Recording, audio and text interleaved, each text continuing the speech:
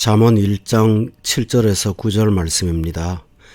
여호와를 경외하는 것이 지식의 근본이거늘 미련한 자는 지혜와 훈계를 멸시하느니라. 내 아들아, 내 아비의 훈계를 들으며 내 어미의 법을 떠나지 말라. 이는 내 머리에 아름다운 관이요 내 목에 금사슬이니라. 하나님의 말씀은 오늘 본문에 세 가지 특징이 있음을 말씀하고 있습니다. 첫째는 말씀은 지식의 근본입니다. 말씀이 세상의 모든 것을 말씀하지는 아니하십니다.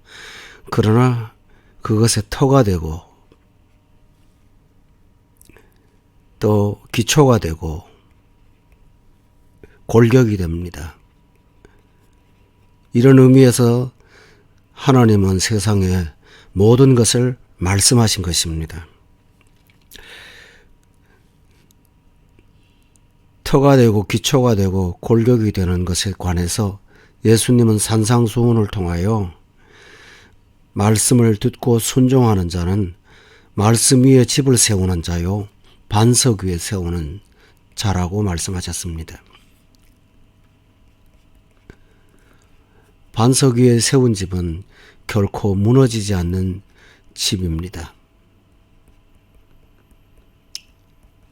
우리가 하나님의 말씀 위에 내 삶을 세우면 그것은 무너지지 않는 영존하는 삶이 됩니다. 그러므로 하나님의 말씀이 근본임을 기억하며 이 말씀을 기초로 살고 살아갑시다. 두 번째로 말씀의 특징은 아비의 훈계요 어미의 법입니다.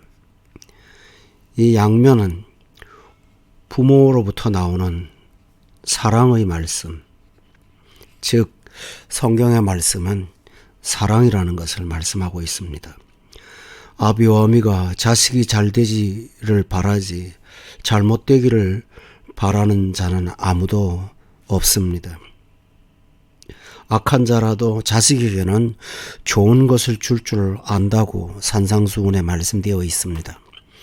그러므로 하나님의 말씀을 대할 때는 사랑의 말씀, 사랑으로 전하시는 말씀으로 기억하며 바깥에서 외부에서 사물에서 사랑을 요구하기보다 하나님의 말씀 안에서 사랑을 발견하고 그것이 나를 향하신 사랑의 말씀임을 기억해야 됩니다.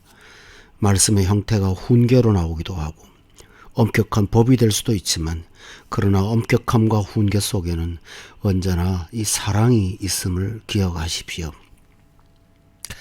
세 번째 말씀의 특징은 사람을 존귀하게 한다는 것입니다. 말씀을 듣고 떠나지 않게 되면 이 은혜로 받은 것은 뭘까요? 머리에 아름다운 관, 또 목의 금사슬. 고대 사람들이 존귀함을 얻을 때 아름다운 관을 씁니다. 그리고 그가 행한 좋은 일들에 대한 보상으로 왕이 금사슬을 목에 걸어줍니다.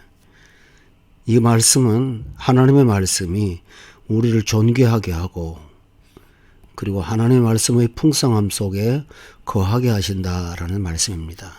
얼마나 귀한 말씀입니까? 그렇다면 이 말씀에 대해서 우리는 어떻게 해야 될까요? 오늘 본문에서는 두 가지를 말씀하고 있습니다. 첫째로는 들으라고 하셨습니다. 우리는 성경을 말씀을 통해서 듣기도 하고 때로는 읽기도 합니다. 그러나 읽든지 듣든지 보든지 모든 성경을 대하는 자세는 듣는 것입니다. 듣는다고 할 때는 음성을 가지고 친히 말씀하신다는 강력한 뜻을 갖고 있습니다. 다시 말하면 이것은 문자가 아니요 하나님 자신이시라는 사실을 일깨워 줍니다.